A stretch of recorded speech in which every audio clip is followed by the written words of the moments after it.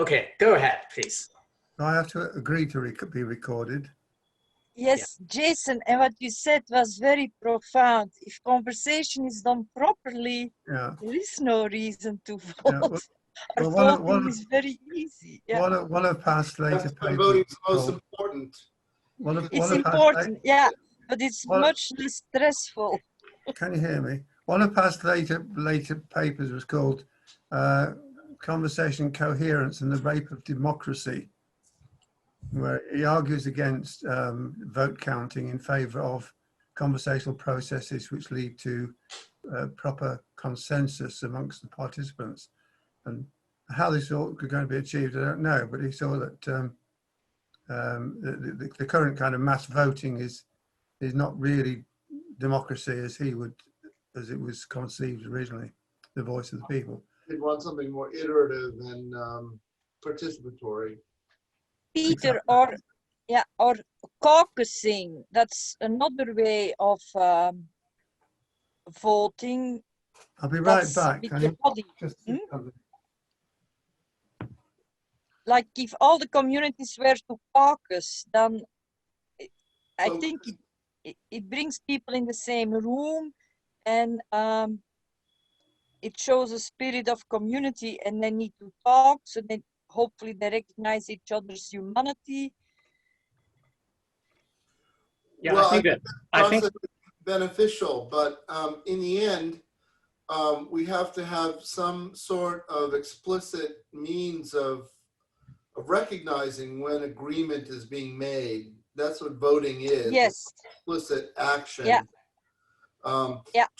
Just like when in a psychological experiment, you press 1 or 2 buttons, or you match something to something else, there's a definite answer, so that everyone can agree on what the answer is.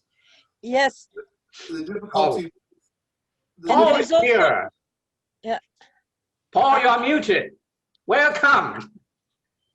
Peter, what I wanted to say, there is also the question of privacy. In voting, you do it in the privacy of the booth and no one is pressuring you. And with caucusing, it could be that, I need to go in this corner because everyone... Especially if, one faction are bringing guns to the conversation. I mean, that changes things as well. We really need a very good definition of conversation. Paul, just to report to you, we were talking about the importance of a conversation related to yesterday's event. The idea is if conversation really works, we don't need a vote. But even vote will fail. Then what do we do? Sounds like an oversimplification to me, but I love conversation. Good afternoon. Larry is here. Edmund is here. Welcome. Good afternoon. Good afternoon. Yeah, Bernard, I think we are 8 people here already, so you can start. Okay. Well, I'm certainly delighted to see Peter and Paul, or Paul and Peter, because they can flesh out some of the things I refer to as we go along. I've just said to Jason, I've got a lot of slides, and Jason originally asked me to do conversation theory in a nutshell. And I said that wasn't really possible. So this is just an introduction. And the reason why it's Gordon Pask and his conversation theory is that I believe you cannot appreciate what conversation theory is really about without learning something at least about Gordon Pask. Yeah, you are allowed to change the nurture into a watermelon. Thank you. I just want to start with a bit of conceptual clarification here, or actually this is a topic which could form the basis of a meeting sometime. What do we mean by self-organizing systems and so on? I just make a basic distinction here. Brigaggini talks about coherent space-time structures at the macro level, physical and chemical systems far from equilibrium, and it became kind of worldwide famous by these concepts, particularly in his book Being and Becoming. Wonderful work, But more at the same time, von Förster and others are talking about self-organizing system where they're really thinking about biological systems. And in von Förster's case, he talks about a system being self-organizing or self-organizing if the rate of change of redundancy, that's order within the system, is always positive. And the only way that can be is if the system's capacity for becoming more ordered continues to grow. So we're examples of whenever we talk about cybernetic systems, a good idea to think about yourself. Am I such a system? So we're self-organizing because we're continually learning. We're continually becoming more ordered, more so there's a distinction between the two, but both are relevant in the general scheme of things. And then we get from Maturana the concept of autopoiesis, which has been generalized by Varela as organizational closure, that processes produce products that produce the processes. The systems, the key thing about an autopoietic system is self-creating. In a way, this was already implicit in the earlier literature from von Förster and others about self-organization. And a bit later, we have this from von Förster. Autopoiesis is that organization which computes its own organization. Autopoietic systems are thermodynamically open, but organizationally closed. So you kind of weave together the earlier and the later literatures. So usually when I'm talking about self-organizing systems or Pask is meaning biological systems or similar organizationally closed systems. And from Pask, we have an early stage in his writing that man is a system that needs to learn. This is this idea that we're curious, we explore our world, we want to learn about it, we continue to learn. That's built into us as a self-organizing system. And he also, very early in his writings, talks as teaching as the control of learning. Here we could think of teaching as facilitating, coaching, supporting, but it's a conversation between the teacher and the learner as two self-organizing systems. So that's just kind of preface to what's to follow. This is Pask. The picture on the left is obviously earlier than the one on the right. Paul Pancaro says Pask was intense. He was certainly intense. To be in his presence was quite an astonishing, in a way, an astonishing experience, because he was quite awe-inspiring, and he dominated whatever situation he was in. The one on the right is a bit later when he's older, and he's more amiable at that stage, it seems. But born in 1928, died in 1996, so that's 68 years. And good Lord, he packed an enormous amount into those years. I'll just let me go back one. How do I go back one? I don't know, previous.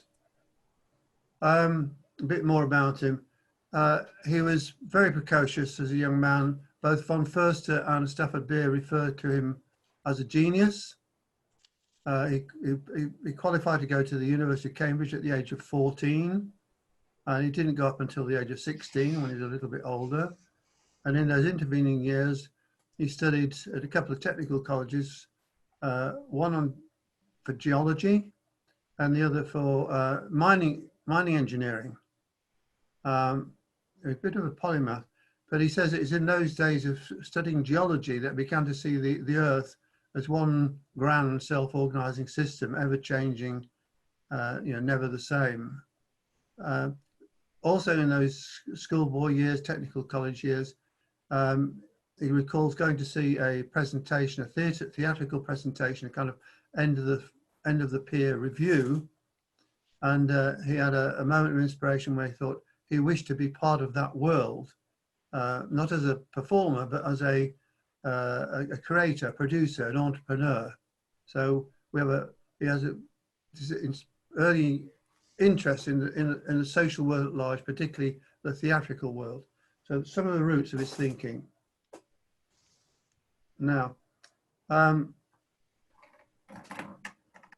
Cambridge he read medicine. I've jumped ahead again. Never mind. At Cambridge he read medicine, and famously he dropped out of the course as a whole because he took an axe from a fire display to separate a limb from the body when he was supposed to be doing a dissection. But he wasn't a success in medicine, but he did eventually get a degree from Cambridge in physiology, but he also went to lectures on psychology. He was very familiar and friendly with the psychologists of his era. 1952, he started to, 1948, he read Venus Cybernetics book. He said it had an emotional impact on him. Because it was making explicit to him ideas and thoughts that he'd been having kind of implicitly in his own vision of the world. I'm trying to stress that Pask had a kind of a personal vision of the cosmology. You know, he had a cosmology. He could see the world social and natural in a holistic way. That's how he looked at the world. In 1952, he starts building learning machines of different kinds. These are machines made out of valves and relays and capacitors. And I mean, nobody outside specialist institutions had access to digital computers. They're only just being invented. But he built a number of machines which adapted to their relationship. In particularly, when he developed two machines where one machine taught the other. The machines adapted to each other. He formed a company with his wife and some friends, and they built it. He built to his design. He obviously had help to do it, but a system called Musicolor, which was a system, a light show that responded to how a performer was performing. Basically, the system would change its light display as the performer composed, like improvised, and if the machine got bored with the performer, the light show would change, and possibly the rhythms would change too. There were several variants of the system, and they toured this around music halls in England as a commercial enterprise. It wasn't a success, but they kept it going for a couple of years or so. It's really an example of how the machine is there seeking variety from the performer, and the performer has to adapt to the machine. And Pask would say the audience weren't necessarily enthralled, but the performers would become kind of fixated on the machine, addicted to performing with the machine. It was something that they found very addictive. That's 1953. By 1956, his learning machines had turned into another commercial possibility. He built this, you can see there, the self-adaptive keyboard instructor, Saki, 1956. This was to teach punch card operation. If anyone's old enough to remember punch cards, they're a way of programming machines, and punch card operators had to create these cards. So it's training people to use that keyboard. It's an adaptive machine. It adapts in various ways. The rate at which you are expected to perform increases as you get better. If you start to get worse, it decreases. And there's a queuing system which initially tells you exactly what to do. And as you go, as you get better, the cues start to come on later or dim. And eventually, if they come on at all, there's just as a knowledge of results of what you've done. A very brief account, but we went through several varieties, and it was still in use in the late 60s, early 70s by the British Post Office. Every now and then at Pask Laboratory, one of these machines would turn up needing to be serviced or repaired. It's quite amusing. Also, this year, 1957, with some support from Stafford Beer, Pask started to work with what some people refer to as chemical computers. These are electrodes suspended in an electrolyte with electric current passing through the electrolyte, the liquid, and metal ions, usually ions, iron, what's the word for them? Oh, there.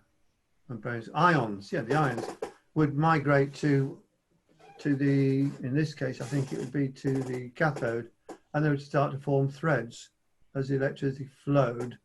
And Pask saw it would disrupt these flows in various ways, and saw the threads grow and regenerate. And at one time, he reportedly used a microphone dangling out of the window of his apartment to the street below to train the threads to respond to sound. And he said to Stafford, "It's growing an ear." Now, Peter Carry-On is an expert on this system, far more than I am, and maybe later we can say a bit more about it. But this is, Stafford and Gordon were looking for naturally occurring self-organizing systems that could be used as a basis for cybernetic controllers. There's a very nice account of all this work in the book The Cybernetic Brain by Andy Pickering. Now, Pask was an inventor, a visionary, and so on. And this is, you perhaps can't see it very clearly because it's a photocopy of a photocopy. It's a Pask drawing. Pask was an artist. He could sketch and draw very, very well. And this is, he calls this the classroom of the future. And if you see the pupils, the students are sitting at personal computers, and there are wires going up into the ceiling which are connecting it to, well, the internet. But this is, 20 years before the internet becomes a world available thing, and 30 years before we have the World Wide Web. So he was a visionary, an inventor, a visionary. And he also wrote, and he was an artist. This is an interactive sculpture called A Colloquy of Mobiles. Paul is the expert here. I think this is a photograph taken from Paul. Paul has recently, in recent years, recreated this Colloquy of Mobiles. There are photographs of the original installation at the what it was called, the Institute of Contemporary Arts in London had an exhibition of all sorts of strange devices called Cybernetic Serendipity. And Pask himself writes about that in one of his papers, a comment, a case history and a plan, which is available on Paul's wonderful pangoro.com website, which has an archive dedicated to Pask. So this is Paul's version, but it more or less looks exactly like the pictures that exist of Pask's original. It consists of, if I'm right, Paul, I always forget which are the males and which are the females. The bulbous ones that are sort of the big ones that you see on the left and right are the females. That's what I thought. They look a little bit like Venus of Willendorf, and it's difficult to see the males. But the little black rectangles with the bright light in the middle and the dangly bits above and below, they're the two males. Well, there are three females and two males, and they're equipped with lights and mirrors. And the idea is that the males try to attract the females and vice versa, and they can move, they can rotate, and the whole apparatus can move, and so on. And it's also possible for the observer, the person who's come to the exhibition, to use a torch and a mirror and interact with the mobiles themselves. So it's an interactive setup system.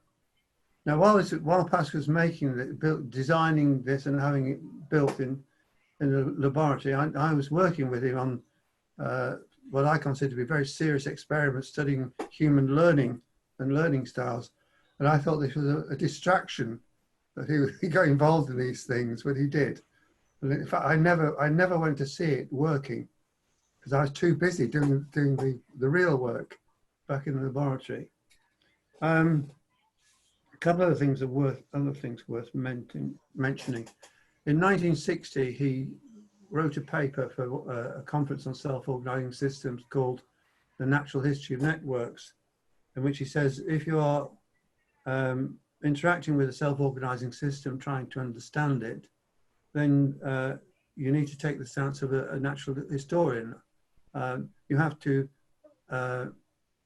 learn about it, interact with it. You can't just stand outside it and observe it. You have to be a participant observer, in later terminology. and he likened this already to being in conversation with the system. And I thought of a nice example of this. Think of what it's like when you're playing with a kitten. The kitten is a self-organizing system, and so are you. And you play together, and you eventually learn about each other, and you develop what von First would refer to as shared eigenbehaviors. You develop habits together, expectations about each other, and so on. So that was as early as 1960. Put that in. The chemical computers that we looked at earlier were displayed at a World International Conference held in just outside London on the mechanization of thought processes, where all the cyberneticians and, well, I don't know what you call them, burgeoning AI people, artificial intelligence people were there, including Marvin Minsky. Pask and he became great friends, although they had very different views of what was important. Stafford Beer was there. I believe Heinz was there. I'm not sure. Warren McCullough was there. Bit by bit, Pask became known and amongst the cyberneticians of his day. He had a curious habit of, I think he tried to be a businessman with his various machines. Nothing really took off. He then was a scholar. I mean, he wrote lengthy papers. He would deliver. I don't know, he delivered them at the conference itself, but many conferences that he went to have 60-page papers in the proceedings from Pask, and they're wonderful papers, detailed theoretical papers. And you can see this, but some years ago now, just a few years ago now, I collected together and made a collection of his papers, and they are available as The Cybernetics of Self-Organization, Learning and Evolution, papers 1960 to 1972, Gordon Pask. Those early papers are actually a treasure trove of how his thinking developed, and they're much easier to read than his later work, which gets very, very technical. Right, so what else was he involved? Let's have a look. That's the book I just showed you. It's possibly hard to get hold of. You may have to get it through a library. The edition Eckeram, Austria. That's, again, we've gone ahead of ourselves. Let's backtrack. Sorry, previous, okay. Backtrack. What I wanted to say was that at one of these conferences, I think in 58 or so, he met Heinz von Förster. Say that Heinz was out in the evening, and he saw this crowd of people surrounding a figure who was talking about the growth process in the cybernetic machine, referring to the growth of, I should say, the paper he gave in Teddington, the Conference on Mechanization of Thought Process, was entitled Physical Analogues to the Growth of a Concept. So he's already seeing concepts as things that grow and evolve in the brain, you know, in a physical basis. And Heinz was entranced to meet this person. They made great friends. And Pask was invited to go to Heinz's biological computer laboratory as a visiting scholar, which he did in 1960. He was there for a year. He did research with Heinz on small group self-organization, published 2 very long papers. And he also became acquainted with and friends with Umberto Maturana, Lars Löfgren, Ross Ashby, and other, who else was there?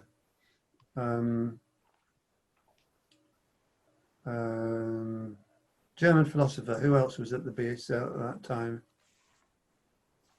We'll come back to it.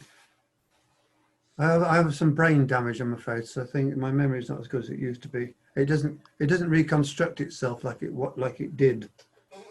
Anyway, that's when Pask got involved with Heinz at the BCL, and he and Heinz and Umberto, they shared research reports. I was talking about Pask as a scholar. He wrote these long papers which got into government's proceedings, which can't be found, so that's why I collected them together. He also, during his research activities, produced something like a dozen or more long, 100 pages more long research reports, which got stored in the British Library or the American libraries, because some of his funding was from America. And the work wasn't published at the time. Pask would finish a project, deliver the report, and immediately start another project. He was always hustling around for the next project, the next funding. To get the funding, he had to turn his company, System Research Limited, into a non-profit organisation. It was while he was with Heinz, the BCL, that Warren McCullough supported Pask in applying for funding from the American Army and American Air Force, which kept him going as a non-profit research organisation really for the next 10 years. But I figure if Pask had more, as I say, he wasn't quite a good. He was very inventive and creative, but he wasn't a successful businessman. And if he'd been pursuing a scholarly career, he would have done much more publishing, or sought to do much more publishing. But he loved his independence, and he loved to be endlessly creative and multitasking. So let's press. He wrote a little book called An Approach to Cybernetics in 1960, which is well worth reading as an early start. Again, you can find it on Paul's website. Now, this is CAS, Course Assembly System and Tutorial Environment, 1972. 1972 was the year when Pask first formally presented his theory of conversations, conversation theory. Up to that point, he'd been developing in his theoretical papers a theory of learning and teaching, in which he made a distinction between the processor, if you like, the brain, and the processes, if you like, the programs, the concepts, which were executed in the brain. This was a standard, or still is, a standard dichotomy distinction made in cognitive science and AI work. You have the programs running in the computer, and both brains and computers are physical symbol systems, kind of, simple-minded ideas from AI. Pask had the idea that the brain, the biological system, was a self-organizing system, autopoietic, and within it was a conceptual system which is evolving and growing as you learned. Now, wasn't really until 1972 or so that he came up with the idea, and partly influenced by other events which were happening with cybernetics, like laws of form, Heinz's work on self-reference, Maturana's work on organizational closure, that Pask conceived of the idea that had been implicit, really, that his conceptual systems, he called them cognitive systems earlier, which were running in the processor, were also organizationally closed. It was a closed system of concepts which reproduced themselves. So, and that is the beginning of his idea of a conceptual system reproducing itself and being a psychological individual. And he makes a distinction at this point between what he calls a mechanical individual, which is the brain-body system. Like many cyberneticians, he refers to biological systems as machines. Not many cyberneticians use the word machine for whether it was an artifact or a biological system. Anyway, he makes a distinction between psychological individuals, the concepts which are being reconstructed and reconstructed, and the biological machine, which is itself self-organizing or autopoietic. Now, Pask liked to embody his theories in artifacts, machineries. He'd been developing various approaches to adaptive teaching, very sophisticated machines. I joined him at this time. We were working on very sophisticated adaptive machines. which he was already talking about as having being conversational, because the machine would offer choices to the learner, and the learner would make choices, and then there would be a learning contract between the machine and the learner, and so on, as the learner acquired a skill. Cut long story short, we got funding to take some of our ideas about learning strategies and learning styles into the realm of academic subject matter. And I'm going to say we here, because although the vision was passed, I did a lot of the work. This is the course assembly system tutorial environment. It's really a small room in which a student would learn by looking at this entailment structure, which is a concept map or a topic map, which allows the learner to have a holistic view of the subject matter they've contracted to learn, and they communicate with the system, which is run on a time-shared computer terminal. We actually did have computer programs that I wrote, which managed the process, and the learner would select topics to work on, and then he would be contracted to see the modelling facility down there. The concepts were modelled as working models, either as demonstrations or tasks, assessment tasks that the learner would carry out. Anyway, the point here is that as the learner engaged with the topics, he was eventually assessed, and if he passed the assessment, it's considered to be understood, and then he was allowed to progress further up the entailment structure from the bottom, where you have a set of prerequisite topics leading to the topics at the top. Now this is the beginning of a whole methodology of knowledge and task analysis and knowledge representation, which I can only wave at as it was here. But the system was designed to work for students who wish to work serially. That's like one topic at once, standard conventional way of delivering education, taking on learning, and students who'd like to work holistically, looking at many topics at once, possibly studying more than one at once. But there are tutorial algorithms, we call them tutorial heuristics, which monitor the students' progress, and if they failed at any point in their assessments, they had to go back and be reassessed on lower level topics, concepts. I'm going to move on, but it's too big a story, that one, and version lots of it. Also, roughly the same time, shortly after that, Pask built or designed this system, ThoughtSeeker, which was to support the people creating the entailment structures, which by then had been morphed into the concept of entailment meshes of concepts, which became hierarchies depending on what perspective you adopted on them. So if you imagine a domain like concepts of probability theory, you could look at it, you could study it from the perspective of probability theory in gambling, stochastic machines, and so on. There's a mesh of concepts which can be addressed from different perspectives, and the person creating a course was invited to input fragments of knowledge as hierarchies of topics, and the machine would feed them back to the course creator as a mesh of topics where the possible interconnections that the creator hadn't thought of were being shown. But it's up to him or her at the end of the day to decide which ones to keep, what perspectives to adopt, and so on. Again, this is where Paul Pangaro has the expertise, because he worked with Pask on later versions of this system.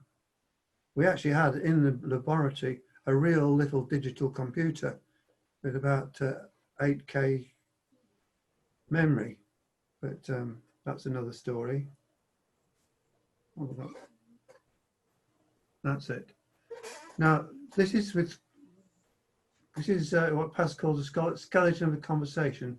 So, having developed the conversational system, which CAST, it was at that point that Pask dared, as it were, in the conservative climate of experimental psychology, to present the theory of conversations fully, which he did in some long papers and eventually in book form.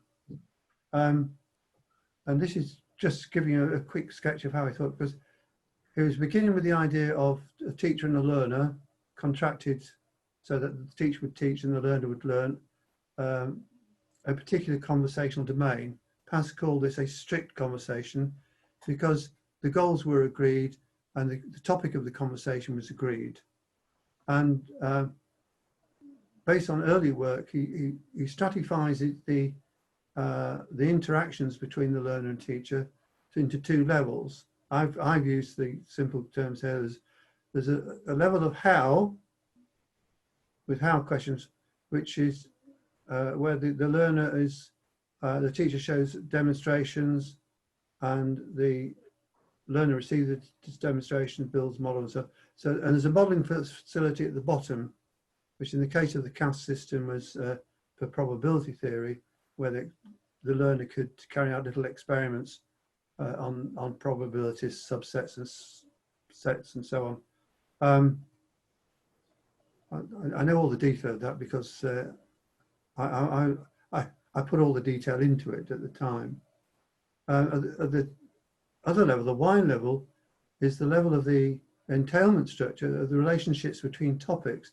These are the why questions explaining why you're doing what you're doing. So although in natural language we just talk, Pask understood that we're always moving in natural language between different logical levels. 1 minute I'm demonstrating something to you, next minute I'm explaining something in terms of other concepts, and I weave between the two, and occasionally I go up even higher levels and comment on the conversation and so on. So there's potentially hierarchy of logical levels that the conversation can take, but these are the two that are important for a strict conversation where the subject matter is known. Now the why and how questions the point to appreciate here is Pask calls these transactions provocations. It was not at all suggesting that somehow the teacher says something and the learner takes it in as a kind of transfer of knowledge. He is fully aware that learning is a constructive activity. A self-organized system is provoked by a teacher or the environment generally to construct knowledge. So it's one of the earliest demonstrations of a clear theory of the construction of knowledge. And as Carl Muller points out in a later commentary, for some strange reason, when the German world got carried away with constructivism in general, from a key paper by, or was it a book? I can't remember. Siegfried Schmidt in the 1980s. Pask's not there. He's not mentioned. It's one of the early examples of how Pask gets overlooked.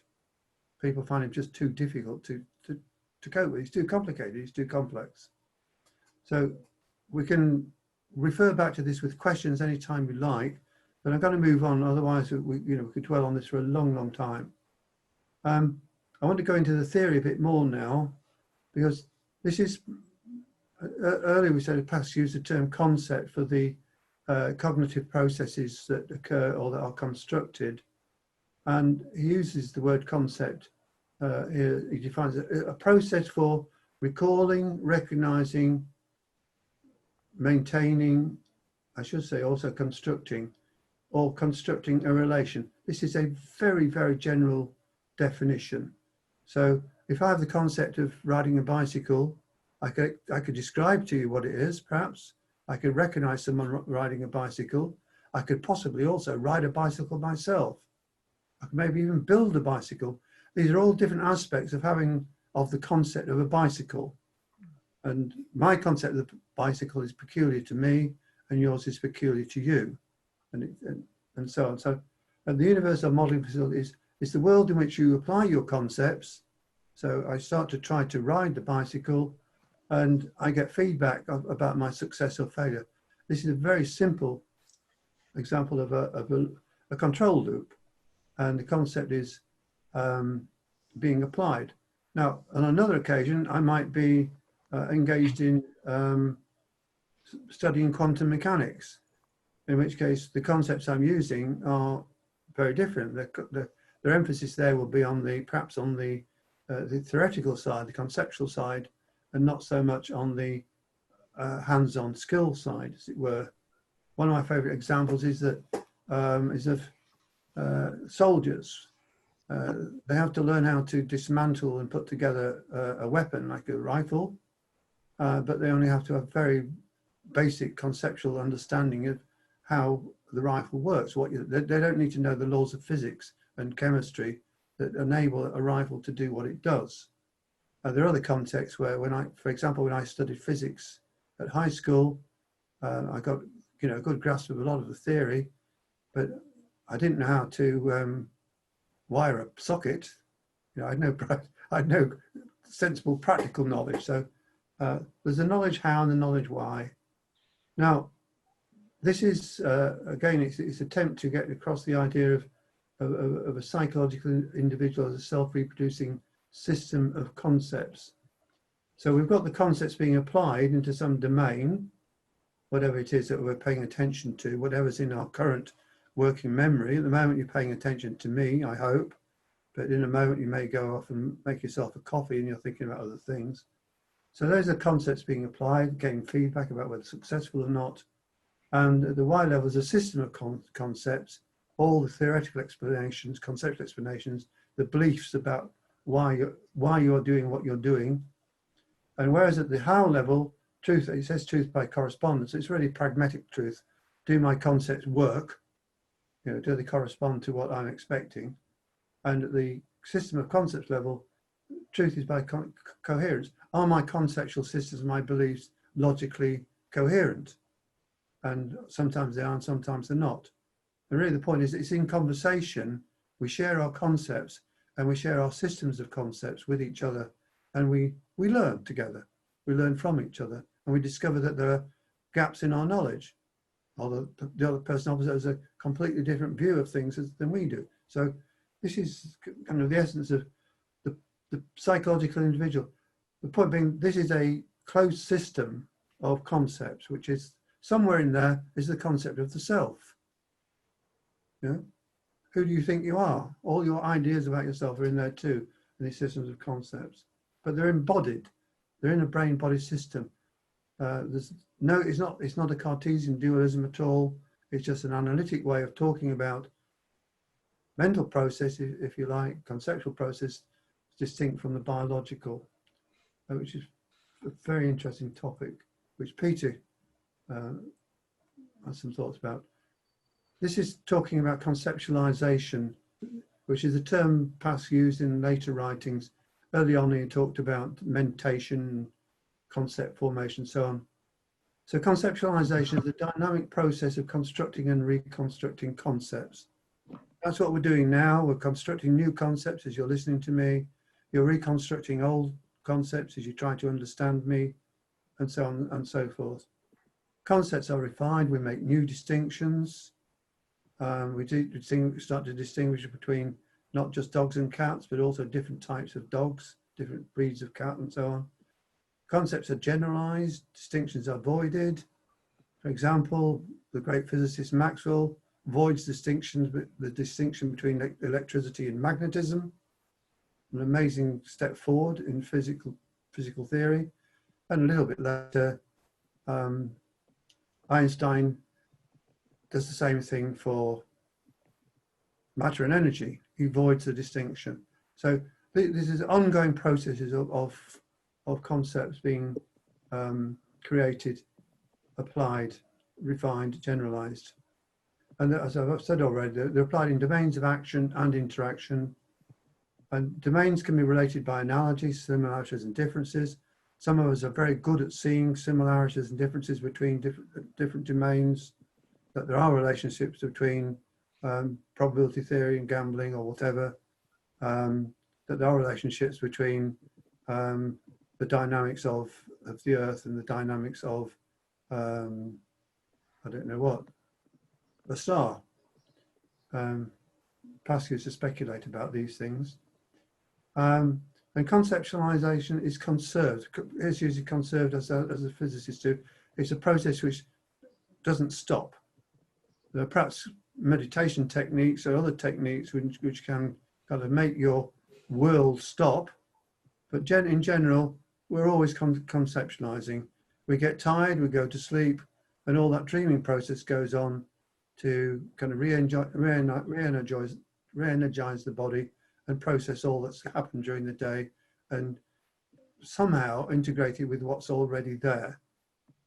Currently, I have some medical condition. I'm taking medication which seems to make me dream a lot, and when I wake up, I remember them, and I'm keeping a dream diary, which is very interesting because it always is a mix of very old memories and very new memories in bizarre ways. But I do not have to be a psychoanalyst to analyze my dreams, but it's very interesting. But then the next day I wake up and off I go again. And if I'm sensible, I begin with some process of perhaps meditation or quiet time to get myself together so I'm ready for the day. I don't just rush for the tube or the underground or whatever. Now, I alluded earlier to past interest in the social with the theatre and so on. Here I say we conceptualize selves and others. Pask made this drawing, I believe in 1958, on a napkin in conversation with Heinz von Förster. And it first appears in print in von Förster's paper 1960 on self-organizing systems and their environments. And he's discussing observers as a community. And the point here, what Pask is showing us is what later people call perspectives and meta-perspectives. So the man with the bowler hat is conceptualizing the world around him, the other figures. Amongst whom is the rather squat figure with the monocle and the hat on top. And if you look carefully, which you have to do close, inside also is another man with a bowler hat carrying the briefcase, which is himself. So he's conceptualizing other people, and in the case of the man with the molecule, he's conceptualizing how the man with the molecule is conceptualizing him. So I'm, as I sit here conversing with you, I'm conceptualizing you, as in I know some of you, Jason, Paul, Jamie, Lowell, so on and so forth. And I'm also, part of me is computing what you are perceiving or computing about me, and so on. I mean, these perspectives and meta-perspectives can go up hierarchies, but we don't have the energy to do all that. But this is conceptualizing selves and others. So we're into really the domain of the psychosocial. And Pask draws in his theoretical writing, he draws on both Piaget and Vygotsky to develop a cybernetic theory of what he calls p-individuation in later, how persons how persons emerge as an infant matures and interacts with the world around him or her.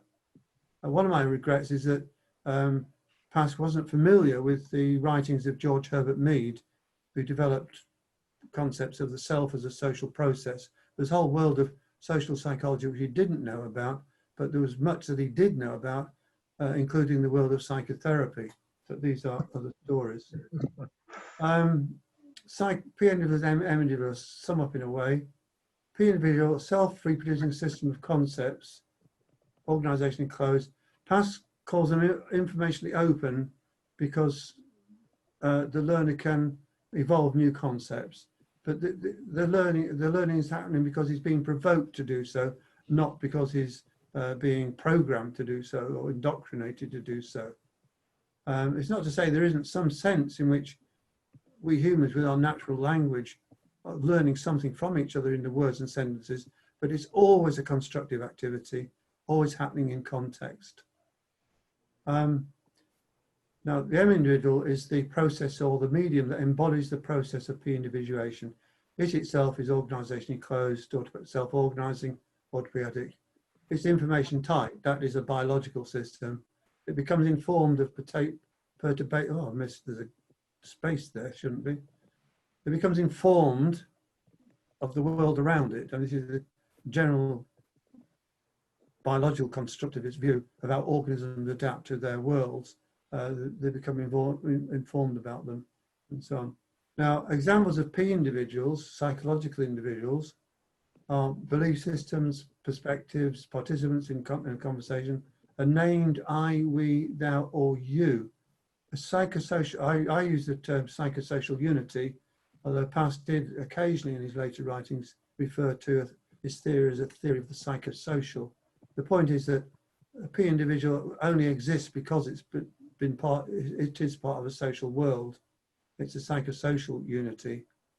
And a conversation, again, I didn't stress this earlier, with Pask's work with adaptive teaching machines, you would see the machine and the learner becoming a stable overall system. They adapt to each other and they become one bigger system, as it were.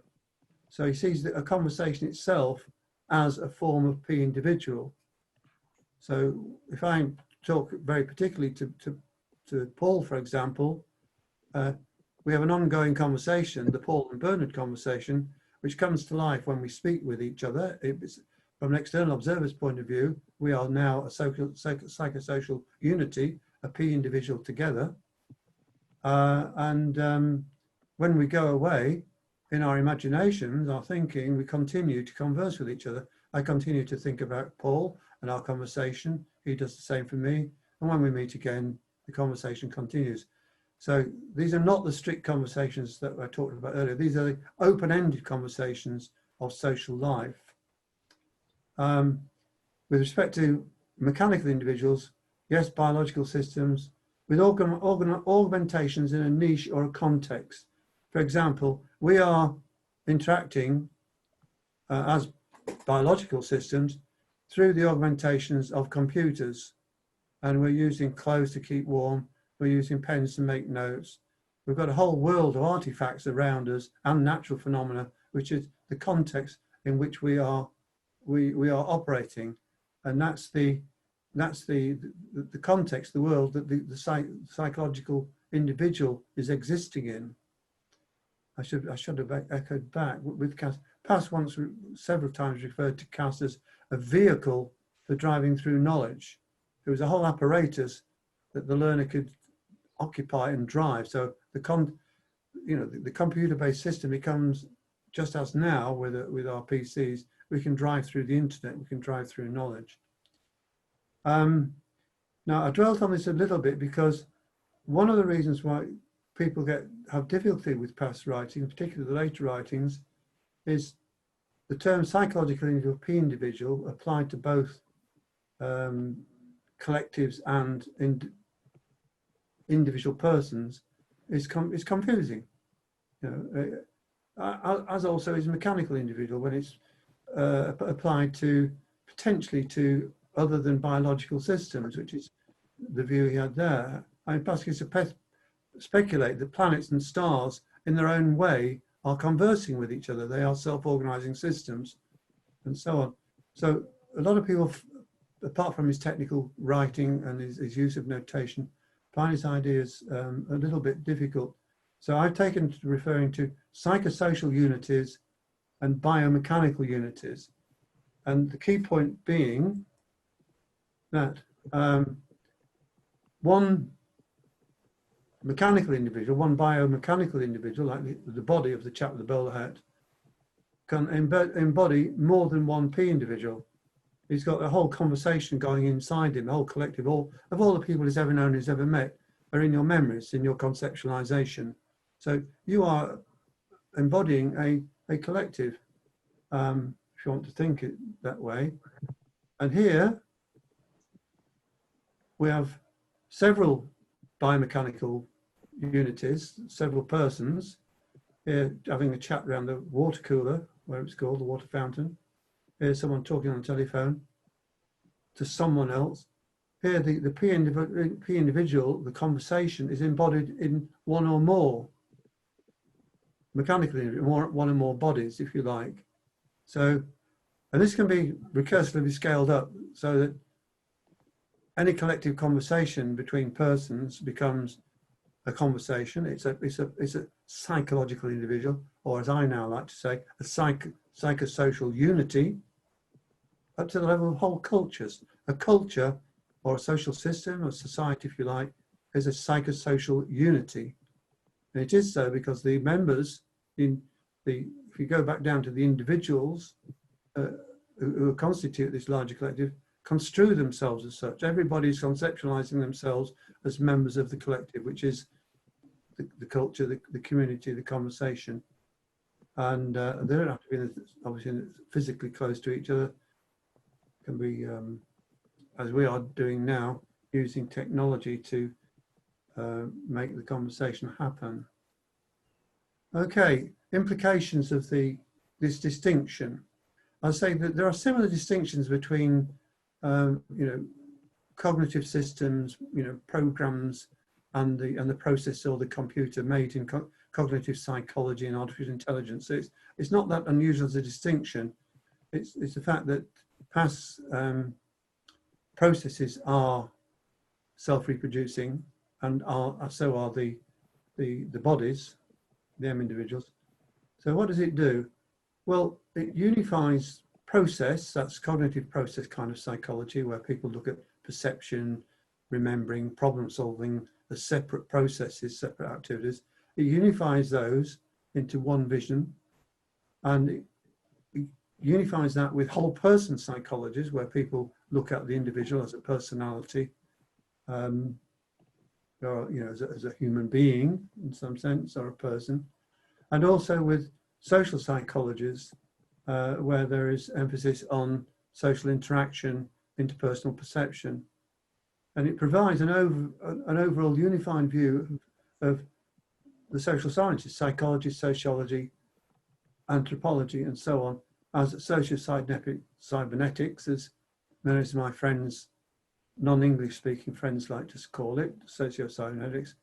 The English speaking world tends to say social cybernetics, but there's a whole social cybernetics, which of course, as Heinz says also many, many years ago, second order cybernetics is essentially a social cybernetics. We can't do second order cybernetics without being social, and so on. I realise I've skipped some of the steps in past development thought, but it doesn't matter.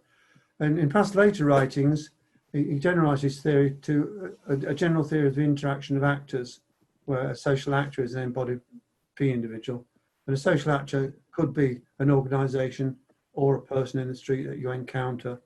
Really, this idea of interacting with social actors was already implicit in our view of conversation there as it was evolving, but he found it useful in his later writings to make a distinction between the earlier work with strict conversations and caste and so on, which he then started calling that conversation theory, and this later theory of the interaction of actors. But really it's just one big theory of human interaction, social interaction, interaction of actors, conversation theory. These are some of his later thoughts, which in his later years he continued to use different metaphors, different models, ways of thinking about conceptualization and interaction, and he came up with what he sometimes referred to as his last theorem: like concepts repel, unlike concepts attract. Now, he drew a lot of his metaphors from physics, many in his later years, but I won't go into that. And the other one there at the top is there are no doppelgangers. I'll start with no doppelgangers. He saw this as a universal truth that no system has an identical twin. There are no doubles. Every system that we distinguish or identify is individual to itself. So, for example, no two electrons are the same, and no two protons are the same. I mean, he extends that kind of vision of a general universal truth that there are no two systems are identical, which is revolutionary in its own way, yet to be taken up. But amongst human beings, it's rather reassuring. I'm not going to bump into myself tomorrow. There's only one of me. Even identical twins grow apart, as you know. Now, the one at the top, the like concepts repel, unlike concepts attract. He wants a dynamics of mind, if you like. And we can go back to Aristotle, where Aristotle talked about the association of ideas because of similarity or contiguity and so on. And this was taken up by the associationist philosophers with the idea of different versions of association of ideas, or the mental chemistry. Jeremy Bentham and others talked about that. With William James, you have the stream of consciousness. And of course you have the psychodynamic model of a separate consciousness from the unconscious, which is a very peculiar concept. Anyway, there's a dynamics which is obviously mirrored in a way, or goes on with the dynamics of the brain and the brain-body system. And if you mess with my brain, you mess with my concepts. If you mess with my concepts, you mess with my brain. So it's really just it's the ineffable system that we are trying to understand as mind and body. The way I try to understand it, I try to think of examples where like concepts repel. If two concepts are too similar to each other, they don't want to interact. And I liken this to sibling rivalry, insofar as a individual like me, a person, is also a concept. If I encounter someone too similar to me, wishing to occupy my position, then we repel each other. But whilst we consider ourselves different, unlike, we are attracted because we wish to learn about each other. We learn about each other. So there's a kind of untold story still about Pask's attempt to model these conceptual dynamics. I've already sort of said this really. The idea actors bring forth worlds that become synchronized through interaction.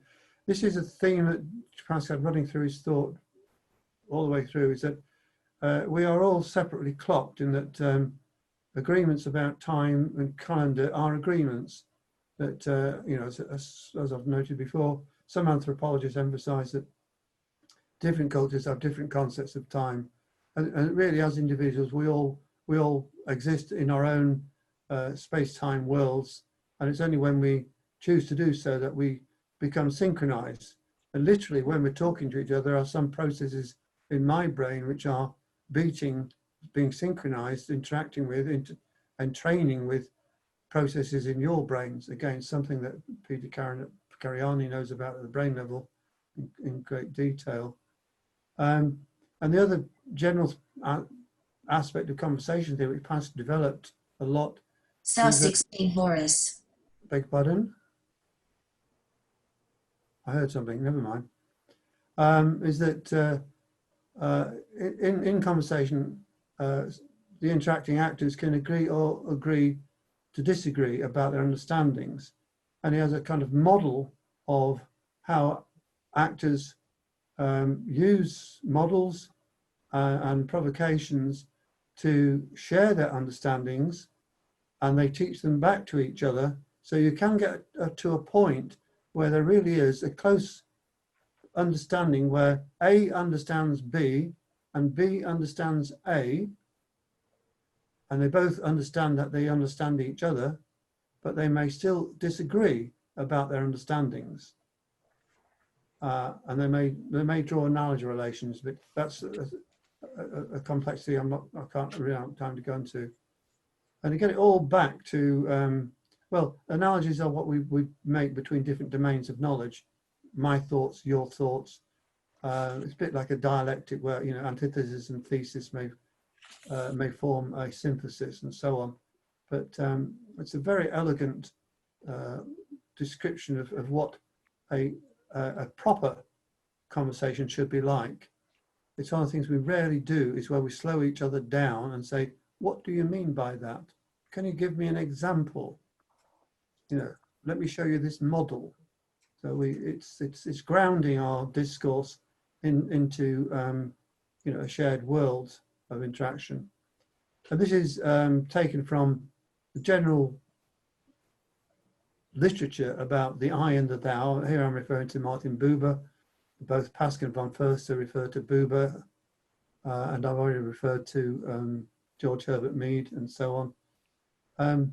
in a way, I and thou is the primary distinction. This is the where the emerging infant, the emerging psychological individual that is the infant, makes a distinction between itself and its mother, or I should say carer. In Piaget's terms, the infant first begins to become aware of itself as an object in a three-dimensional world amongst other objects, and later it distinguishes itself as a self amongst other selves. So in the social world, I and thou is the primary distinction, the primary analogy relation. We assume other humans, thous, are like ourselves in that they're humans. So it's back. It could be back to the what Luke talks about, expectations of expectations, the reciprocal understandings. I've forgotten the phrase he uses. I think I'm nearly there. Oh, we shouldn't end without. I'd say Pask was a visionary, you know, of the whole cosmos, as it were. And later in life, he would say that for a social actor, for creatures like ourselves, life, at the end of the day, life is ineffable and ineluctable. We are never, ever going to have a theory of everything. Bernard, what I use is the concept of double contingency. Thank you, sorry. I mean, I'm very familiar with the concept. I just forgot the words, Luke. Thank you very much. Double contingency. So, and in parallel, we have Heinz talking about, in principle, undecidable questions. So it's a very sort of humbling kind of understanding. I can remember a moment in my own personal life working with Pask. I was very young, 23, 24. I was reading a lot, and I'd somehow been caught up. I'd reading a lot of science. I'd learning about what it was to be scientific as a psychologist, and I had this idea that somehow science, you know, i.e. physics and so on, was one day going to explain everything. And in a late night conversation, I'd come to visit Pask at his house to deliver a folder of papers or something. We had a little conversation, and he said, as your friend Wittgenstein says, because he knew I'd been reading Wittgenstein, he says, whereof we cannot speak, it behooves us to remain silent. And I remember, to me, that's kind of earth-shattering, the idea that the world was unknowable in some sense. It still shocks many people. They don't agree with that. They're still looking for a theory of everything. The potentials. Well, there's no end to our forms of action interaction. You know, we're continuing to evolve as persons, as psychological individuals, as conversations. And Pask would say we need to strive for unity without uniformity. And he would say, in cybernetic terms, evil is that which limits the right of actors to interact. So this is one fundamental human freedom, the right to interact. And all you have to do is look around the world and see where there are constraints on the rights of people to interact, where you see uniformity of dress, which is not necessary and so on. That's where you see something oppressive. So strictly in terms of cybernetics, we need more freedom, more variety.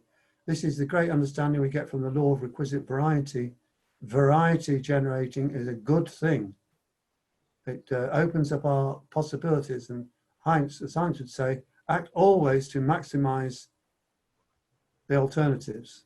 So it's open freedom. It's this wonderful open-ended adventure of being human that Pask, von Förster, and Maturana, and other cyberneticians all shared in one way or another, and which we are trying to nurture and foster in our generation amidst this mad world. I think that's it. Oh, not quite. Great.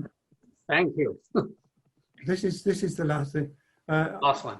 I helped edit a fest strip. I think there may be one more. I helped edit a fest strip for Gordon, a memorial issue of Cybernetic. 2 double special issues, 40 papers. It took 2 years to compile.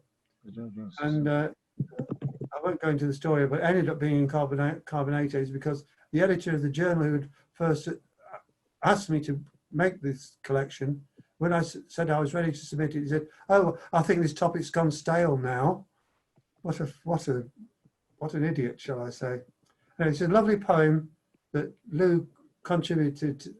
It's well a very fine mathematical paper. He contributed this poem because he and Gordon had become acquainted in those recent years, in his latter years. You kept a pattern of crumbs on your plate for the fairies. Pask had rituals.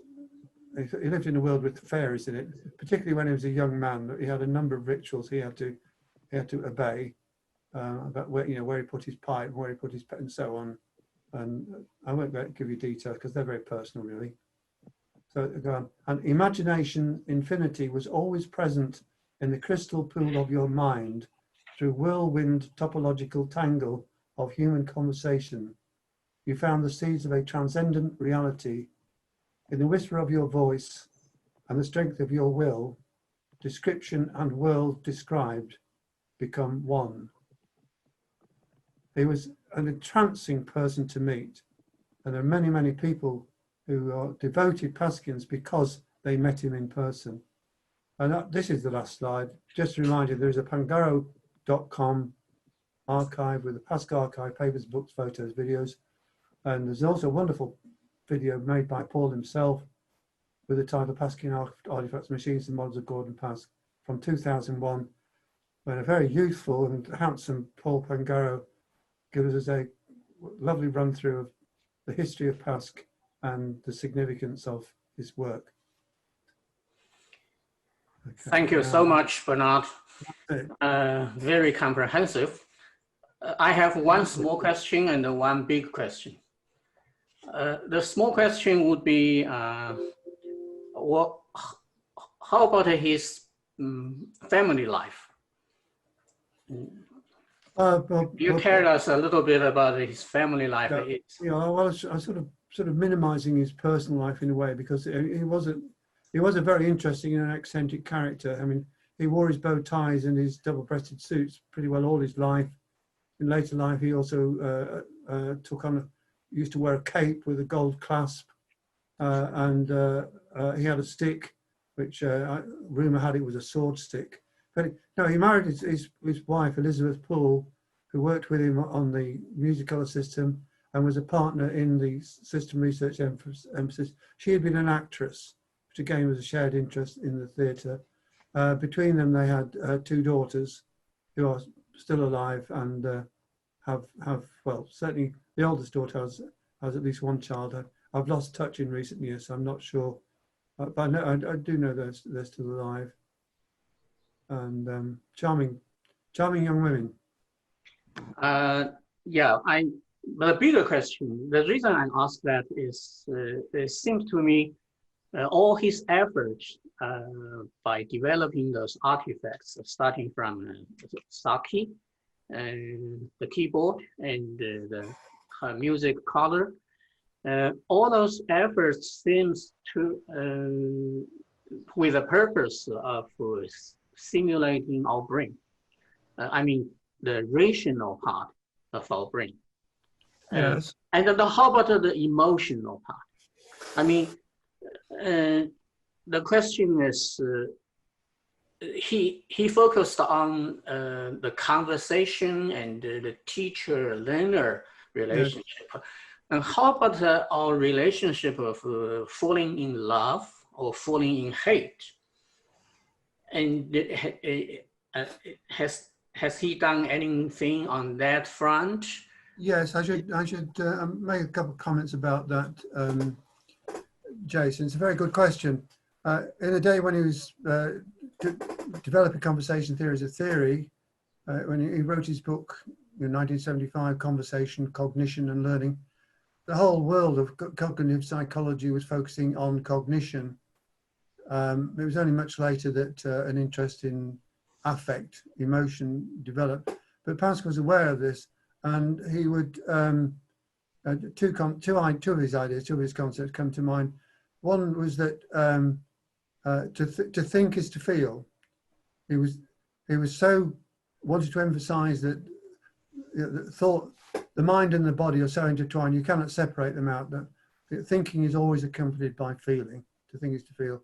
And he had a general notion that individuals, when they interact, or persons, if you like, psychosocial, are in Matriana's terms, emotioning together.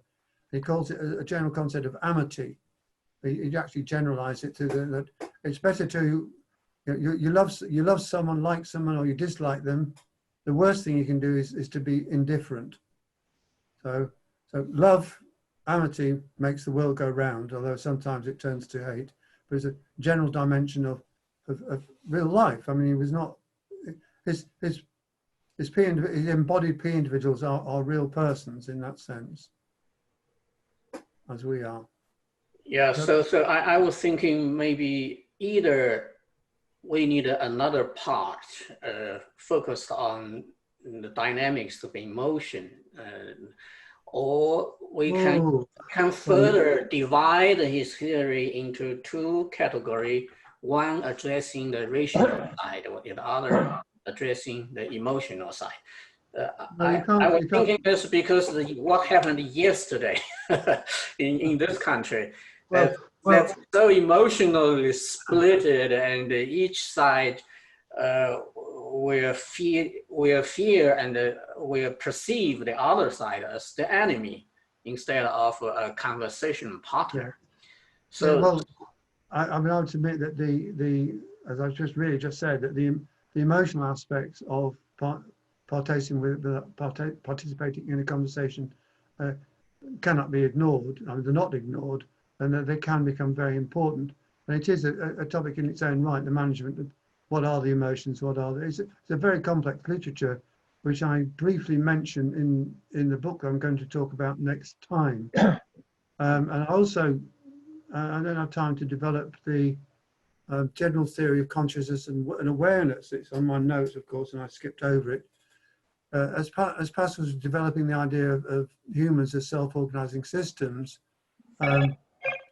he had a clear picture that what we now refer to as working memory or awareness.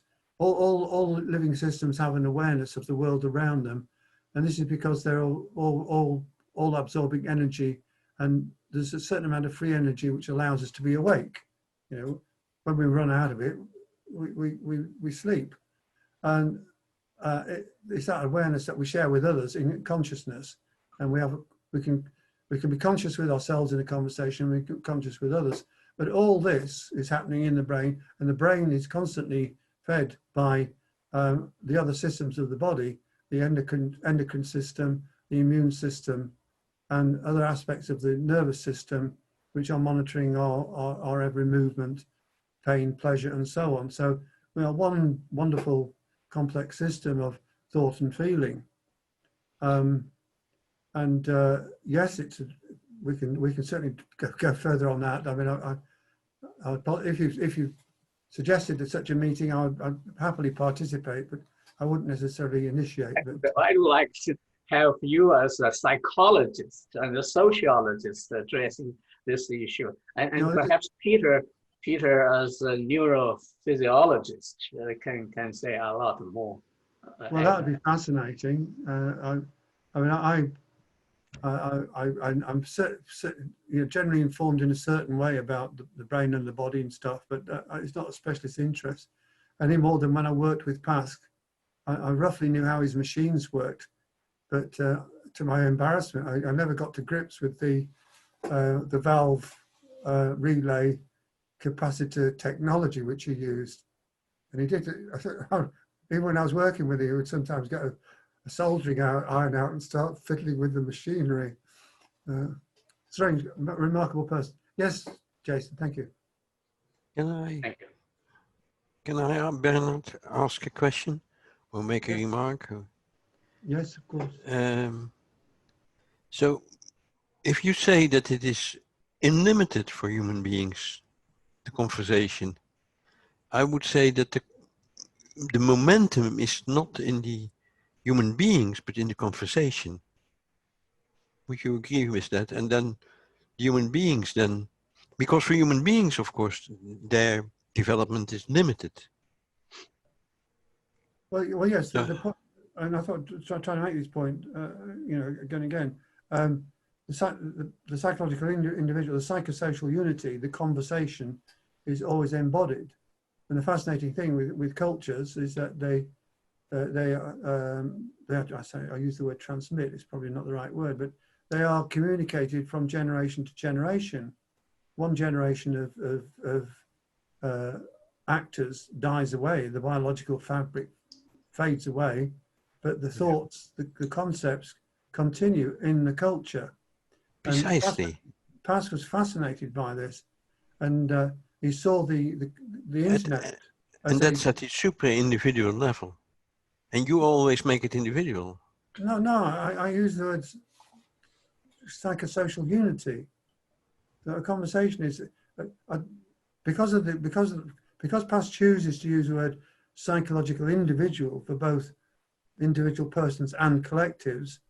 Yes. I find the word individual gets to be confusing. So psychosocial, I am a psychosocial unity in my own mind and my own thinking. You and I are a psychosocial unity. The whole culture is a psychosocial unity, but it's always embodied. So the bodies can die away, but the culture carries on. And in fact, yes, if the culture can die away and be reborn if it's been written down in a book. I mean, there are many people who have become Christians because they've read a book. It's fascinating. What Lud is saying is extremely important distinction in saying that the conversation has a momentum or a life of its own, let's say, at a different level than the psychology, the emotional fabric, etc. So I think we get diverted into the psychology paradigm of hearts and minds, which doesn't take us very far. What Lud is saying is we need to be looking at that organization, assembly, disassembly, transformation, maintenance over time, throwing over the wall of time of concepts of the culture. In my interaction with Pask down in Mexico, I picked him up at the airport in Mexico City. And, you know, he is a fascinating individual, but, you know, the aspects of hearts and minds was different than what needed to be talked about in terms of culture. And that's where Ivan Illich and others in that meetings in '71 really talked about the larger context of the momentum of the paradigms of the ways we see, or in my terminology, the proception before preception. Well, I can't claim to understand that terminology, though, but I think, you know, I think I already acknowledged that there is a super individual, as used by Luke, aspect to the psychosocial, the cultural, and there is a, you know, we are at any one time, you know, including journalists and so on, trying to read what's happening, not just in terms of the concepts, but also in terms of the emotions, the emotioning that's going on amongst the people. Buckminster Fuller, interestingly, proposed a system that would support democracy. He wanted satellites. Hello, someone's. Das Klaus Krippendorf. Hi. Okay. Buckminster Fuller proposed a satellite system which would be able to read the overall affective state of a population, whether it was happy or unhappy, as part of as part of the process of democracy. So these are not topics ignored by Pask, but they are, you know, overlooked. But they're not necessarily ones he dwelt on at great length. There's really only one. Well, some of his early papers he talks about social systems, and that's in this book that I showed you earlier. Some of his early papers, and there's one later paper where he talks about a conversation theoretic approach to social systems. But otherwise, he apart from in conversation, he didn't write about the larger society. Well, he did. He wrote about certain issues like democracy and freedom, but he wasn't a sociologist as, for example, Luke is. but I'm Or not. you yourself. Or you yourself, isn't it? Beg your pardon? You yourself are also identifiable as sociologists. Oh, I'm a cybernetician, so I'm Okay. everything. Okay. It's Okay, important that's to very useful, Bernd. it's important to recognize that emotions are concepts, and you can't separate them. I mean, they go together, and what we preserve and what we create arises as much out of our emotions as it does out of our thinking. In a conversation, Gordon said, it's part of the theory, that a requirement for a conversation is what he called amity. And amity would be that fundamental emotion that we have, preference for interaction, for recurrent interaction with the other. And so I hesitate to separate sort of the emotional from the conceptual. Yes, Yes. I agree, Larry. I think I tried to make that point already, but yes, nicely put. And I would Because like I'm sorry. But could just say, because the amity does cover both like and dislike. We interact with our enemies as well, often a lot, out of choice. But I'll say the worst thing is to be indifferent to another. You know, as it happens in horrible situations like slavery, for example. I wanted to amplify what you had said about process, this about this concept continuously moving from one into the other, distinctions being made, disappearing.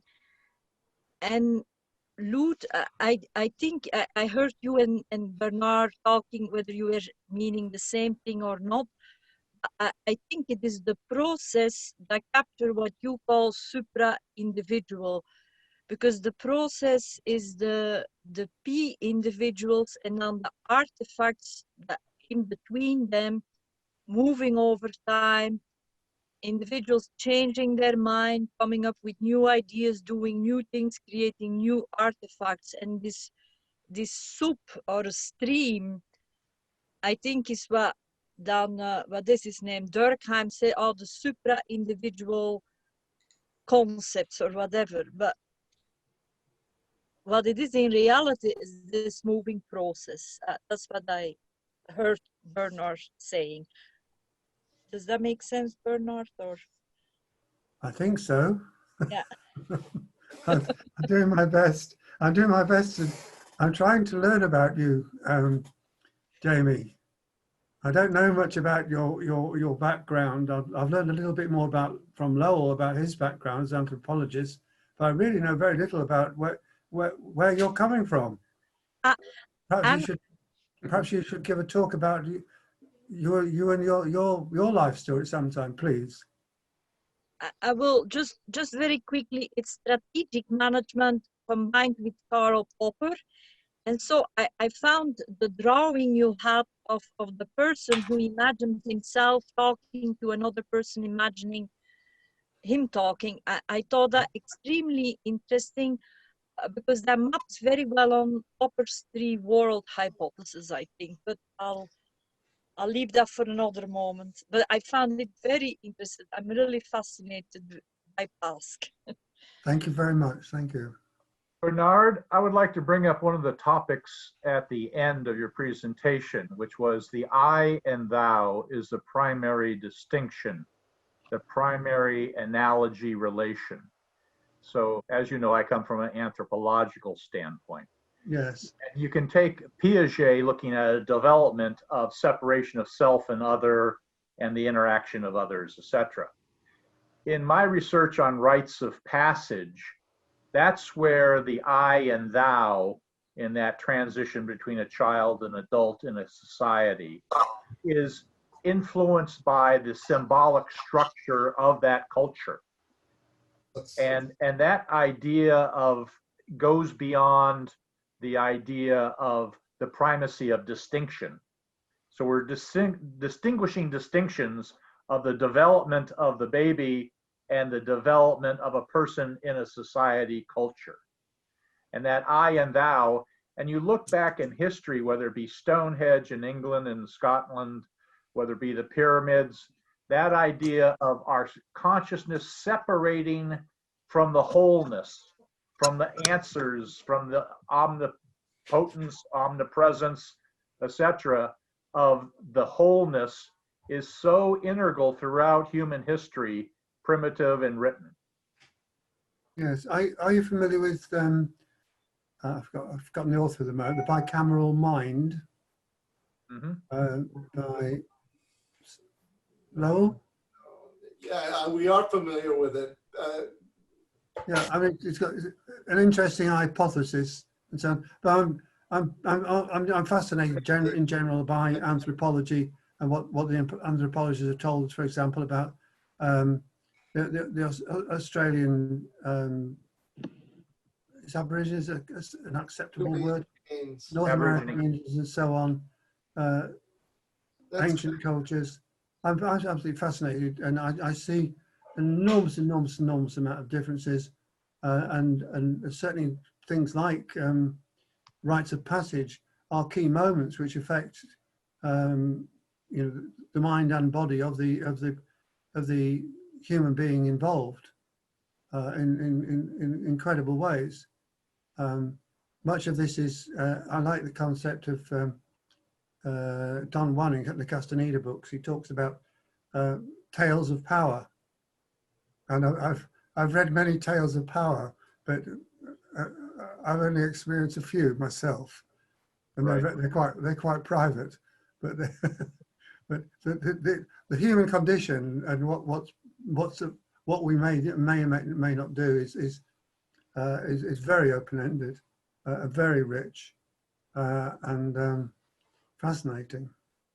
And I love what you were talking about in terms of a description of vehicle for driving through knowledge.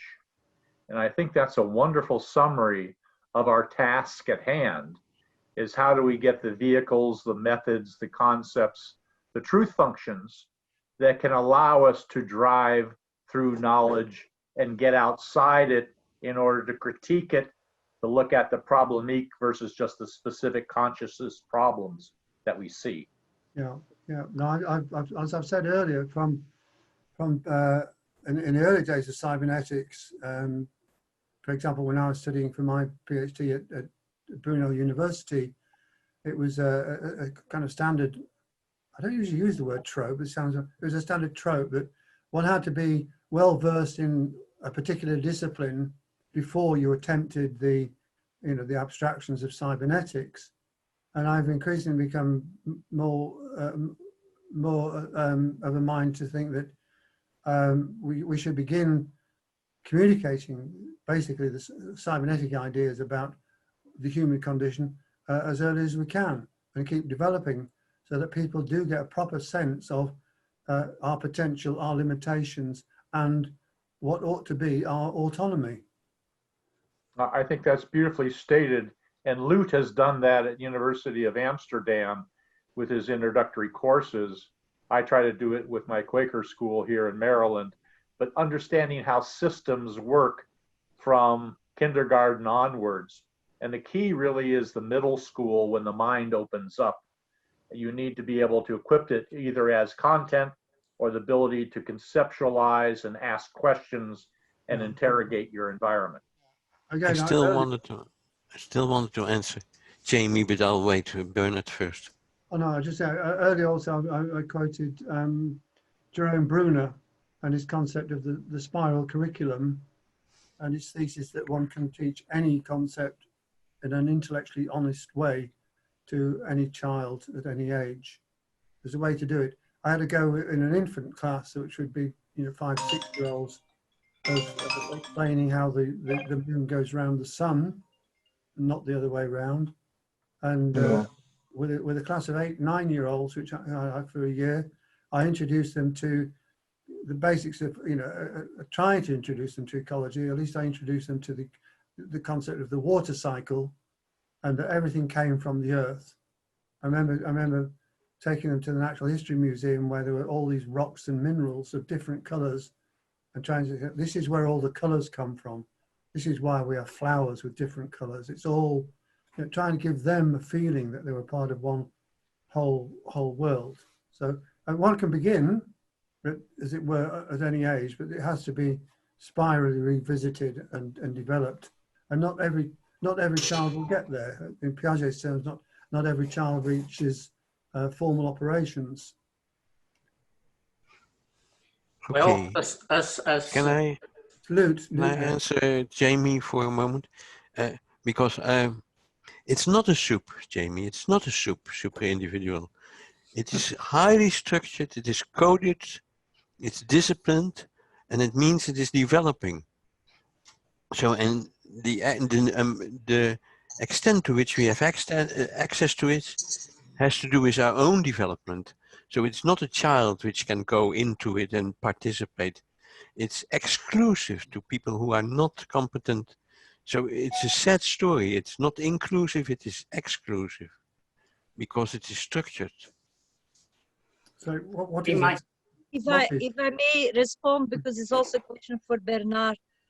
Dus Loet, what happened is when you said the word supra, you activated the metaphor in me, and supra means above or transcendental. And so I intuitively respond to that. And so, yes, this is something we need to talk more about, because I thought, okay, I prefer the metaphor of a stream and all the things that are floating in it. And I think that's more interesting than supra. I would love to talk more about that, but Bernard, I wanted to hear a little more about what Pask said about justifiable or good metaphors, because I didn't hear you, or maybe I missed it, but I didn't hear you bring up. No, I didn't refer to it. I mean, I'd rather. I mean, Jason asked for 7 slides, and I ended up with 20. Okay. So in the facilitator's cap, let me invite our silent majority, Peter, Edmund, Stuart, and the Eagle, and Klaus. Would you guys say something? What's in your mind? Did Jeremy want to reply? Yeah. Did you ask for a reply? I was just going to say, I heard you do another presentation, maybe. Yes. Oh, then you can talk about metaphors. Yeah. Okay. I was just going to do very briefly that particular definition from Pask. You know, it's about justifiable metaphors. I mean, metaphor is a metaphor for formal analogy relations where you make a mapping between, you know, for example, your theory and some real observations. So it's got that in there, but you can take it from your metaphor from any domain, but it's going to be justifiable in terms of logic and evidence, basically. But we can come back to this because it's the whole question of metaphors. It's something. I mean, Pask mainly emphasised analogies, but a metaphor is really a shorthand for an analogy. You know, the ship of state, for example. It means, you know, the governance of a state is similar to steering a ship. So it's an analogy. But, okay, very, very interesting topic. Peter, please say something. Hi. Well, you know, I had a lot of thoughts during the whole presentation. Thank you so much, because I learned a great deal from your presentation about Pask. Thank you, Pete. I came to Pask from his early work, which I believe informs his later work. The electrochemical device and the whole idea of self-organizing concepts, I think, is a foundation for conversation theory. If you think of a network of these sorts of devices interacting, then they're all constructing their own observables on each other. And there are then signaling channels that emerge from that kind of, those sorts of processes. Yeah. Sorry. Go ahead. So Pask makes it clear from the very beginning that he's bridging 2 domains, you know, two categories, if you like. I mean, you know, the philosophers have gone on about this. Who is it who says you made a category mistake? Anyway, he's aware. The title of his paper, the Teddington Conference, is "Physical Analogues to the Growth of a Concept." So he's not saying that these physical phenomena that he's observing in his threads are concepts. He's saying there are analogues to the growth of a concept. So he already has this analytic distinction between the material, the embodiment, and the process. Well, the analogy could be that concepts are in brains, whereas this is in an electrochemical substrate. No. Well, Pask would very much like, certainly in his later on, you say that you know, concepts are, as it were, habits or structures that form eigenbehaviors, eigenfunctions, whatever, eigenbehaviors that can form in any medium that can support the process. Yes. And he would argue this can happen in stars and wherever, but to my mind, it means that the processor, the requirements of a mechanical individual, are roughly those that we currently only know in biological organisms. I mean, he and Stafford tried to make self-organizing systems, media that would support p-individuation from, you know, in a range of ways, not just the electrochemical systems. And when I was working with Pask, we moved laboratories from, we had a couple of floors above a laundrette. It was very, very strange world we lived in. I absolutely loved it. I really loved it. And then for various reasons, when he moved into a larger house, the only sensible thing he did business-wise was when he got some money or he got the means, he and his wife moved into a larger house. They only did it like twice, but that was an investment for the future, because eventually when system research came to an end because of financial reasons, you know, they could sell their large house and downsize. But anyway, the large house had a large basement, and he turned that into the laboratory. So we worked down there, and one of the first things he did was have asbestos put all across the ceilings as a kind of, sensibly, it was to safeguard against fires. But what he talked about, what he envisaged was he wanted to have a plasma, a high energy plasma, encaged by magnetic fields. And that was his vision of what would be a truly, you know, kind of self-organizing computer that you could train and teach in some way. And it didn't happen in his lifetime, but several times he referred to this as the kind of the embodiment of the dynamic processes that could support the formation of concepts or individual. But you'd be interacting with it as you interact. If you interact, as I said earlier, if you interact with a kitten, you and the kitten get to know each other. The kitten may not speak English like what you do, but you and the kitten develop languaging. You know, you share concepts. It's the borderline between what is a concept for an animal, what is a concept for a human, what is the role of human language is, you know, it's a very fuzzy line. So we still need those ideas, I think that's where cybernetics actually could play a very critical role. We don't have, I mean, it's barely, I think, in robotics, the idea that we're going to build devices that interact as we interact with our children, that could construct their own concepts. And this is part of the whole self-organizing systems movement or subfield in the late 50s and early 60s. Like many other subfields like neural networks and trainable machines, it was forced underground when a combination of Minsky and McCarthy cut off the funding, and the Mansfield Amendment just depressed funding for all theoretical investigations in the late 60s. But self-organizing system, you know, unlike neural networks, self-organizing systems has not been revived as a locus of research. But that's what we need. We need devices that are autonomous, that can form their own concepts so as to be able to enable us to converse with them.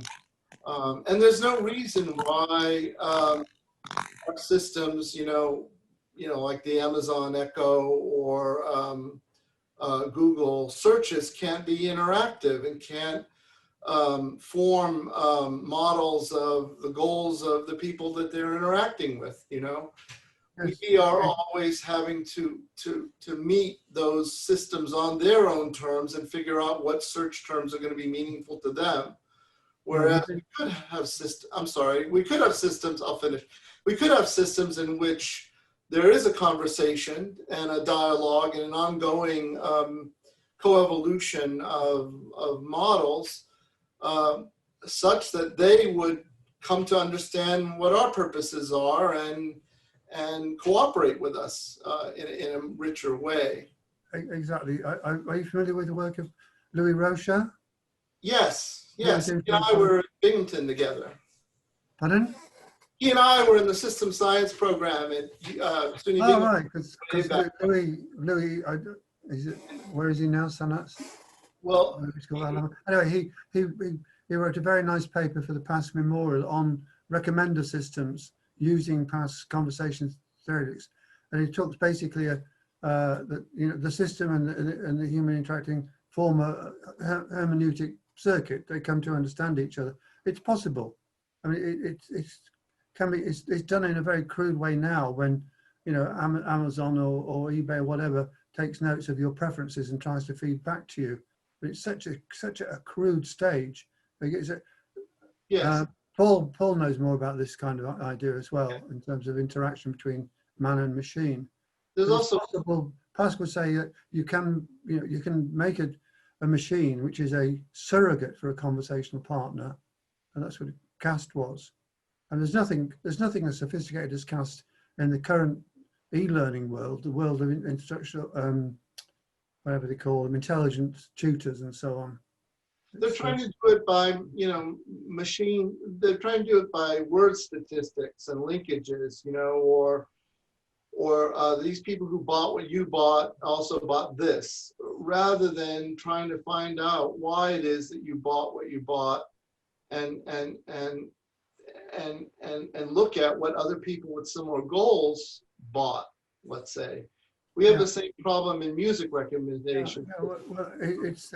At the moment, we've got search tools like Google, and you can put something in, you get something out, but it's not learning it's not learning about me and my interests, yes, which is what it really should be doing in detail. Yes. What do you mean by sausages? Is it this or that? Are you talking about balloons, or are you talking about foodstuffs? There could be far more of an interaction between the user and the system. And again, it's something I've much more like an intelligent concierge who queries you about what it is that you're looking for. Yes, I mean, we're bringing a very important distinction up here. One is between Science 1, which tries to predict based upon past data, dead data, things that have happened in the past, and the Science 2 that we're trying to create, which is dealing with the larger patterns in the questions of why and the directions, the eigenvectors, etc., that are allowing us to go in certain directions. So that is not a predictive science, Science 2, but it is an informative guidance system that differentiates from trying to control the exact direction given the pre-existing goal. Science 1 and Science 2 are based on certain fundamental distinctions here that we were talking about just now. Well, very beautiful, very beautiful. Yeah, and as you were speaking, I was thinking the current generation of social media have far more of an agenda of controlling and exploiting the users than they do of helping to educate and empower and enlighten the users. Yes, and Bernard, if I may interrupt, you bring something like, what do you mean as a question? And that is what I recognize in the argumentative function. Dus that Popper argued as the fourth function of language. And if I may say, that is where I think maybe Pask, without wanting it, maybe have puzzled his people, his students and followers, because a human system like you and I, we can talk and say, what do you mean? Now, the computer only will ask it as a function of his program, and that is the programmer who created it. So maybe he can it a little bit. But the stars, whatever they're doing together, we're not talking with the stars unless we become like animists, unless we go back to some tradition that we decided to leave behind, because we don't really recognize the stars as sentient beings who can argue. And so I think the argument is where we need to pursue Pask. What does it mean to be arguing? Go ahead. Well, I think, I mean, this is Pask being, being speculative and visionary. And the closest analogy I know is that it's only a few years ago that people discovered that that fish or whales, the large mammals, communicate with each other in the ocean. We don't know what they're talking about, if they're talking about anything, or that maybe it's just emotional contact. We don't know. So similarly, we are outside. I don't know how we enter the realm of the alien, as it were, the other who is of another species or another category altogether. There must be a way eventually, possibly. I don't know. May I suggest one? The Greek gods. It comes from Max Weber, but the Greek gods are instantiated. They're there where they are needed and you can call upon them. But of course, we don't really accept the idea of Greek gods. But Athena is really acting, and when she is acting, she is embodying a certain code, you could say. Key codes. Yeah. Well, I would say they emerge with child development, as a child acquires a means to use symbolic forms of communication within his or her community. I would accept that they are emerging into childhood, but they are developed. We try to encode the whole system as in dictionaries and grammars and so on. Yeah. And then we use those tools which they provide to encode, our ways of life in laws and customs, either transmitted orally or encoded in documents and so on, and built into systems that follow those rules. So I'm sort of with you there in terms of coding, Lute, I think. What Lute's saying about theater in the Greeks is very important. I mean, Friedrich Nietzsche talked about the tragedy, etc. But when you go back to understand how the Greeks had democracy and the arts instantiated, all art was public versus the Romans, art was a status symbol of the private. In the theater in Greece, it was a tool for education of a democracy. And what it was the gods in masks, in dance, commenting upon the activities of Oedipus, Electra, in their faded confines of what they saw. So it was a dual consciousness of Oedipus going about his way, even though he's kind of told he was going to kill his father and marry his mother. That idea was then commented upon for the audience by the actors that acted as the voice of the gods, which was the wholeness of the system that our human consciousness forgot or forgets. Beautiful again. Nice. Edmond, would you share some of your thoughts with us? Yes, I'd like to thank to Bernard for his wonderful presentation on Pask. But I learned a lot with him. but I need to read more Pask in order to put some pertinent questions, okay? Thank you.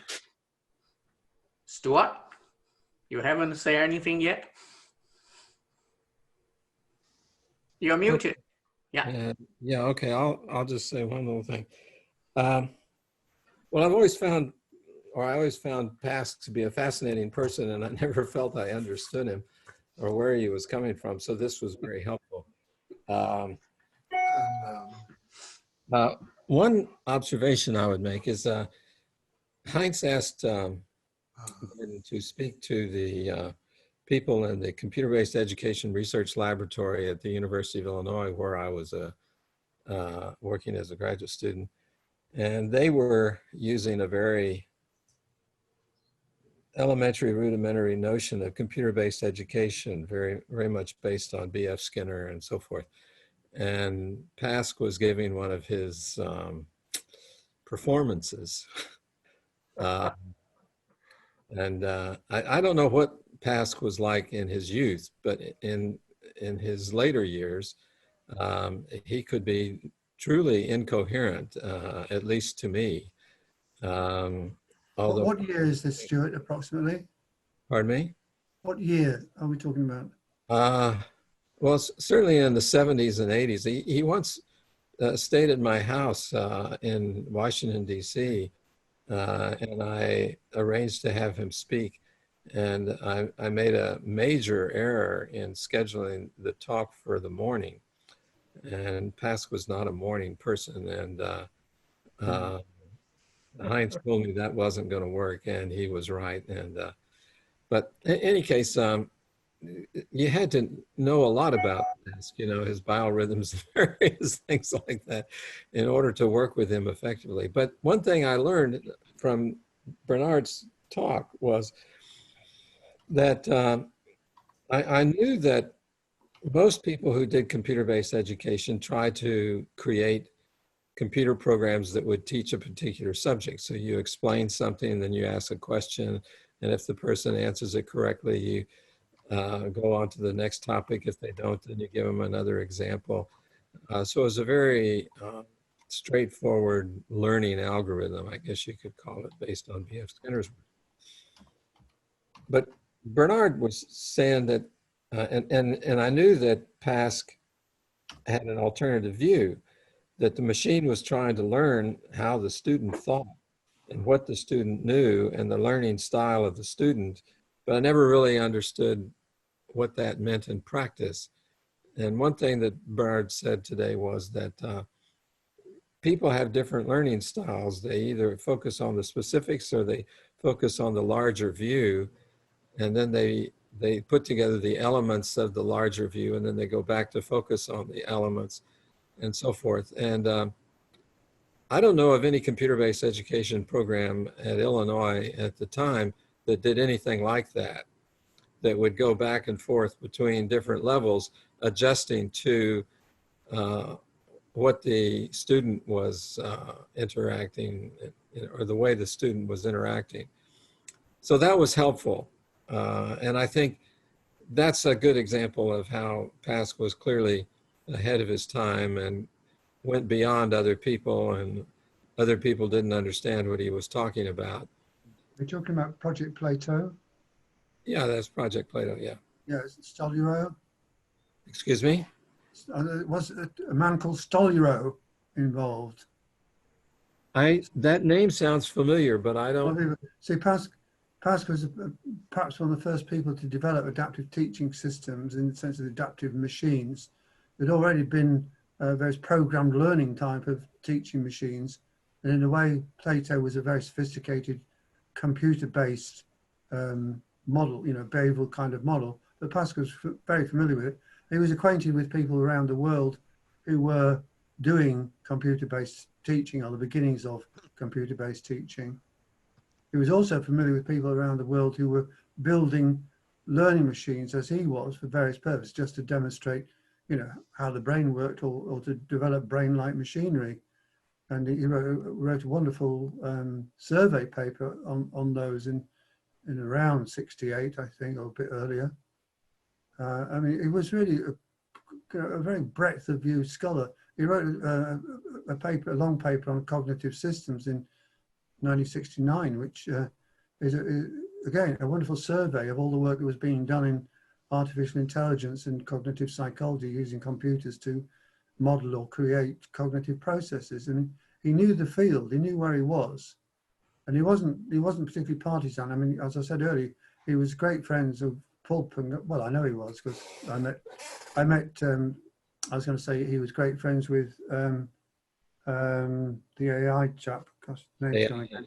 Marvin Minsky. Marvin Minsky. I met Minsky at one of Gordon's parties, and Paul tells me that Pask used to stay at Minsky's when he was in the United States, sometime in that area. So he got on with people in different fields, but he could be, you know, in his writing quite scathing about how diminished they were. One of his favourite themes was that the world of systems thinking, he said they suffer and still suffer from systemic monism. You know, they just talk systems. They don't make a distinction between, you know, the psychosocial and the biological, cultural, in any useful way. It's just they're all just systems of one kind or another. So, anyway, yes, thank you, Stuart.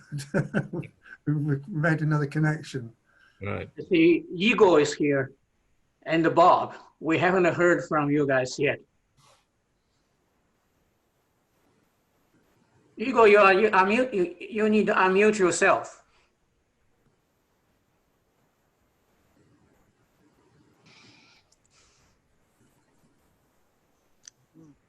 I think I'm going to leave, Bernard. I want to thank you. It was nice. Well, I'm becoming tired. I'm also in need of a comfort break imminently. So, Jason, how are we doing for time? We have 3 more minutes left. So, Bob, you want to say something? When Ego, you figure out how do you unmute yourself? I will be very quick. Stuart knows how shallow my understanding is of these matters, although I have known him and Paul Pangaro for a number of years. And I can only end by saying that we hope that Pask is prologue. Thank you. Jason, I just like also to say thank you to those who, like Larry and Lowell and Paul, who was here earlier, who and Peter, of course, who met Pask, knew him, including Stuart, and have been able to share their experience. I mean, these conversations we've been having recently have been, for me, absolutely marvelous. That we are able to have these share our memories and our understandings of cybernetics. It's wonderful. Thank you. Okay. You're okay. Peter, of course. I would like to say something. Klaus, yes, Klaus, yeah. Please. Yeah, well, I share, I think, Stu's perception of Pask. I had many interactions with him in the Institute for Advanced Studies in the Netherlands and elsewhere. My problem with him was always that he used machine models for everything. And machines do not have the capacity of the kind of conversations that I was interested in between human beings, in which things emerge and things are created. In machines, I mean, he was a determinist, and I could not really make much sense of it. Now, there was this definition that Larry put into the discussion, that he wanted to see cybernetics as a science of defensible metaphors. Now, metaphors are entirely linguistic, and I would have liked to see more of that, but I don't think that developed anywhere, at least not to my knowledge.